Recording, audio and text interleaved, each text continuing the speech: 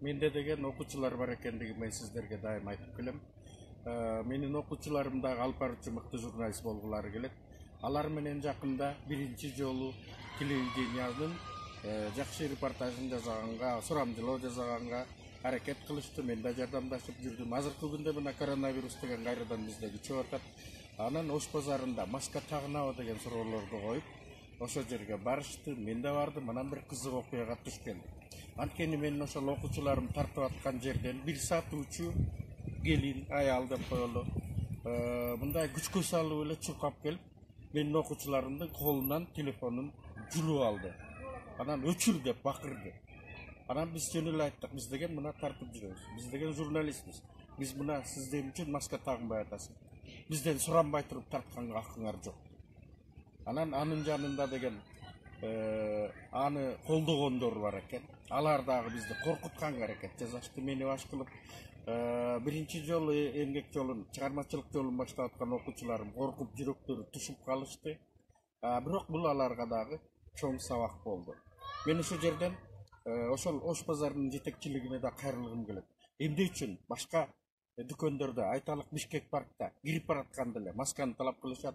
Берекет грантта да ошондой. Андан сырткары колдорун септик, антисептик жана башкалар менен жуудурушат. Бүгүнкү күндөгү акыбалды түшүнүшөт.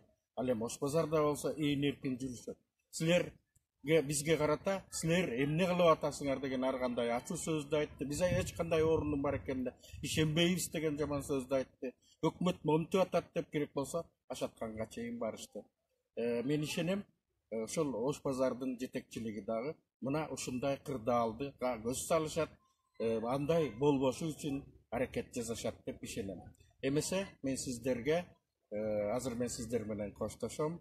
Ал эми сиздерге болсо ошол окуучуларым жасаган Ош базарда сатуучулар маска менен отурабы деген тырмак биринчи жасаган кичинекей сюжетин сунуш кылмакчымын. Коронавирустун саны күн санап өсүүдө. Азыр биз Ош базарындабыз. Ош базарында эл көп. Сатуучулар маска тагынып жүрүшөбү? Биргеликте көрөбүз. Коронавирустун саны күн санап өсүүдө. Эмнеге маскаңыз жок? Бар эле, азыр алып унутуп калдым да. Бар, скат болчу иште. Аны алып койдум. Тамак түшкөн да. Болчу мен демдеп алып. Маскаңызды тагын аласызбы эже? Эже, маскаңызды тагын алыңыз. Биз сизди тартпайбыз. Сатуучусузбу? Алуучу.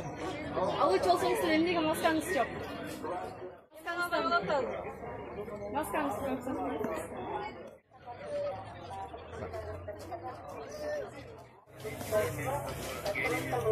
Ай бар.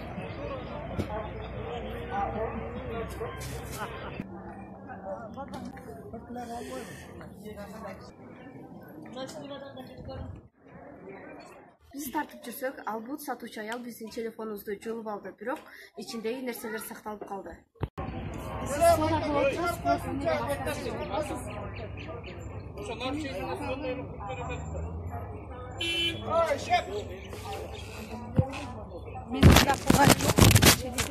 Bir telefonda.